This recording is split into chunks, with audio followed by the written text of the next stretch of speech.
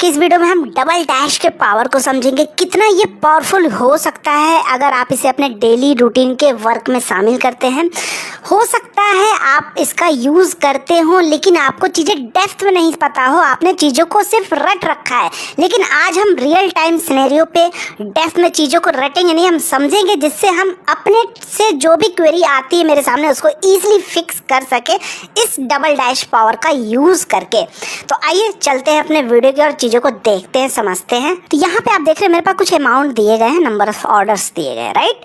अभी मैं इसको यहाँ पे अगर आप देखें, यहाँ पे लिखा है एक्चुअल इस अमाउंट को सम करने पे आ रहा है, यानी ये वाले कॉलम के अमाउंट को सम करने पे आ रहा है 11,86,27,490 और इसका आ रहा क्वांटिटी ऑर्डर्स का आ रहा है 9,346, राइट। अब यूजर ने अल्ट के साथ इज इक्वल टू किया और इसको सम किया। चलो ये रेंज कहाँ से ले रहा है, ये रेंज अगर आप देखेंगे आप ध्यान से तो E14 से ले रहा है। चलो इसको करेक्ट करते हैं, फिर चीज़ों को समझते हैं डबल डैश के पावर को। यहाँ हम E2 से कर देते हैं क्योंकि हमें तो E2 से सम करना है। तो यहाँ पे हमने कर दिया E2 और दिस, इसी को कॉपी करके पेस्ट कर दिया। अब क्या ये दोनों रिजल्ट डिफरेंस आ रहा है? अक्सर आप लोग इस प्रॉब्लम को फेस करते हैं। अच्छा, बहुत सारे लोग जानते होंगे सर ये टेक्स्ट के फॉर्म में हो सकता है कुछ वैल्यू और ये है हमारी वैल्यू जो कि टेक्स्ट के फॉर्म पे है। कैसे आइडेंटिफाई करेंगे? अगर मैं इसको पूरे को सेलेक्ट करके इसका अलाइनमेंट हटा दूं तो जो वैल्यू सेल के राइट साइड है वो क्या होता है नंबर के फॉर्म में, न्यूमेरिक फॉर्म में, क्योंकि नंबर जितने भी टाइप करें वो सेल के ऑटोमेटिक राइट साइड आ जाएगा और जो टेक्स्ट होगा वो सेल के हमेशा लेफ्ट साइड होता है। जैसे अगर मैं इसका अलाइनमेंट हटाऊं, देखो सारे टेक्स्ट है, सारे सेल के किधर है, लेफ्ट साइड।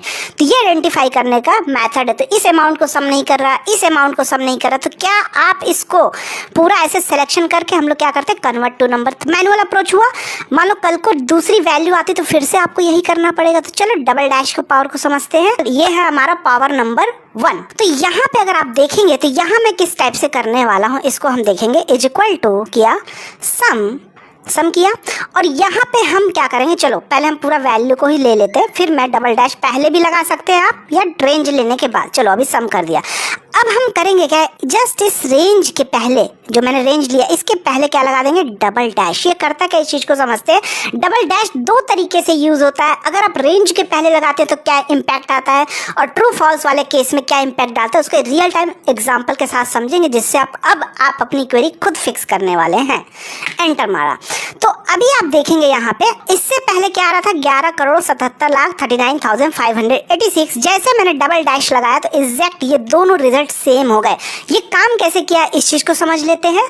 यहाँ मेरे पास जो ये टेक्स्ट है, ये मतलब टेक्स्ट के फॉर्म पे है। तो अगर मैं 1 साइन लगा के दिस, मान लो कि यहाँ आपने इज इक्वल टू किया और इस वैल्यू को लिया, इस वैल्यू के पहले हम अगर 1 यहाँ पे 1 डैश लगाते हैं माइनस साइन 1, तो क्या होगा, निगेटिव में नंबर आएगा। क्या आएगा, माइनस दिस। तो अभी देखो ये नंबर के फॉर्म में आ चुका है। अभी जो टेक्स्ट था सेल के किधर था, देखो लेफ्ट साइड था, लेकिन नंबर हो गया। लेकिन अगर हम सिंगल लगाएंगे तो माइनस आने लगेगा, हमें माइनस नहीं लाना है। तो फिर से एक और माइनस साइन लगा दिया, डबल डैश बोल सकते हैं जो भी, और जस्ट अब क्या हो गया हमारा एज अ प्रॉपर नंबर के फॉर्म में दिख रहा पॉजिटिव।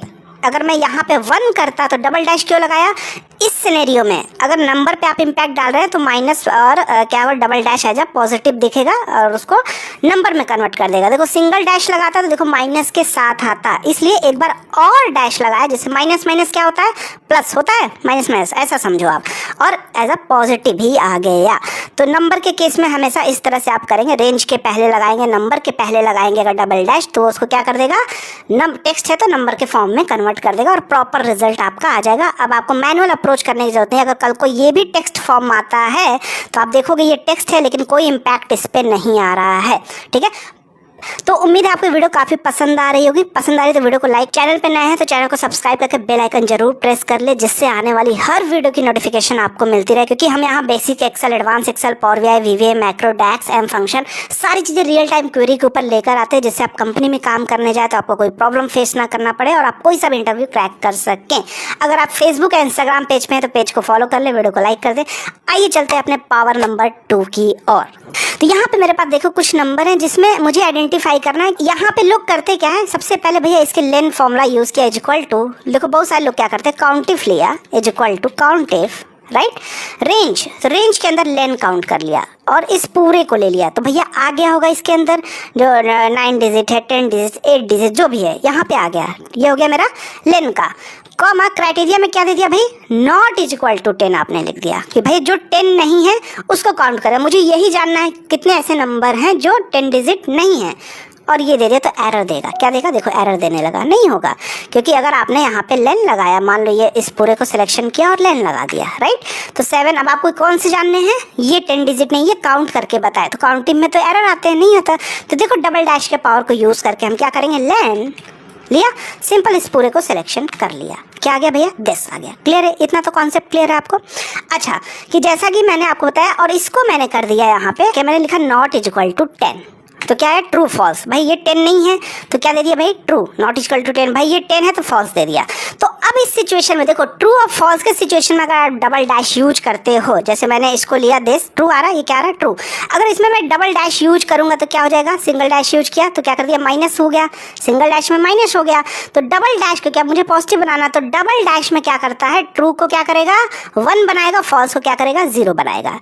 ये है ट्रू फॉल्स के केस में, इतना समझ लो। अब इसको कहाँ पे यूज करना है भाई, मुझे यहाँ पे यूज करने की जरूरत है कि नहीं।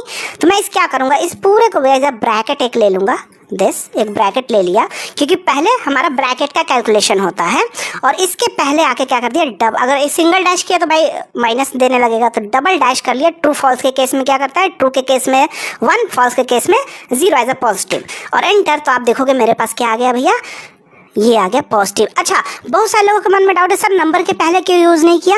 अच्छा, अगर नंबर के पहले यूज़ करता, देखो इस चीज़ को समझना है, क्योंकि हम यहाँ पे आपको डेप्थ में समझा रहे हैं, राइट। समझ लो, अगर नंबर के पहले यूज़ करें तो भाई नंबर के पहले ऑलरेडी भाई हमारा इसमें क्या है, एज इट इज़ ये पॉजिटिव ही दे देगा। ये देखो वही रिजल्ट दे दिया, ट्रू फॉल्स फिर दे दिया। क्योंकि भाई इस नंबर, मैंने आपको बताया नंबर के पहले, रेंज के पहले यूज़ करेंगे तो क्या होगा, टेक्स्ट है तो उसको पॉजिटिव बना देगा। तो भाई कोई उससे तो कोई इम्पैक्ट नहीं आया ना।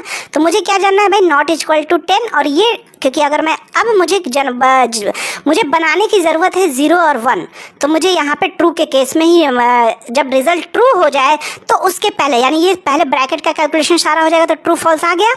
अब उसके पहले सबसे डबल डैश लगा दिया तो 0 1 हो गया। जहाँ पे हमारा ट्रू था नॉट इक्वल टू 10 1 हो गया। तो भैया अब जब 1 हो गया तो सिंपल भाई सम कर लेते हैं ना, है कि नहीं। और सिंपल 5 ऐसे नंबर है जो हमारे 10 डिजिट नहीं है। क्लियर है कॉन्सेप्ट, ठीक है। ये समझ। नंबर 3 अब यहाँ पे आप देख रहे हैं, मुझे यहाँ पे इन अमाउंट को दोनों को कैलकुलेट करके टोटल रेवेन्यू निकालनी है। तो यहाँ मैंने आप देखो दोनों को निकाल के टोटल रेवेन्यू यहाँ पे परफेक्ट निकाल लिया। जितना आ रहा है हमारा 1,41,48,537 ये हमारा आ रहा है, राइट। अब हम चाहते क्या है, ध्यान से देखो, अब सम प्रोडक्ट में भी लगता है। अब देखो यहाँ पे अभी मैंने जो आपके कॉन्सेप्ट समझाया, अब आप इजिली सम प्रोडक्ट में भी लगा पाओगे, कहाँ लगाना है। तो मेरी रिक्वायरमेंट क्या है, उत्तर प्रदेश में टोटल कितनी रेवेन्यू है, यानी इसको मल्टीप्लाई करना होगा। तो मैं यहाँ पे क्या करूँगा, देखो पहले सम प्रोडक्ट लगाया, इसके अंदर क्राइटेरिया देना होगा, तो एक और ब्रैकेट लिया और किया दिस इज इक्वल टू, क्या किया ध्यान से समझना, दिस इज इक्वल टू इस पूरे को ले लिया, ठीक है, ब्रैकेट बंद। क्या किया, ब्रैकेट बंद कर दिया।